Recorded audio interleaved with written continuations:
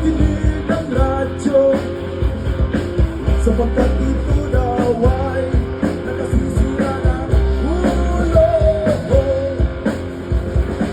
Kulong-kulo ang isip ko sapagkat gusto ko pa rin makinig ng radyo at masubay kaya ng mga kawiting gusto ko.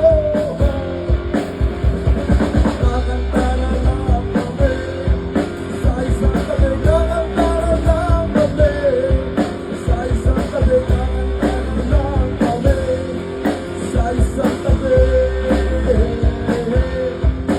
Ako kaya niyong maingay, kaya niyong magmahal, kaya niyong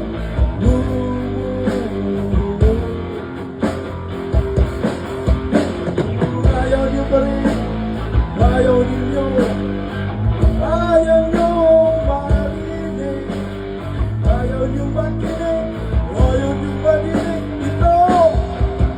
Uminig namin sa inyo, kakanta lang kami.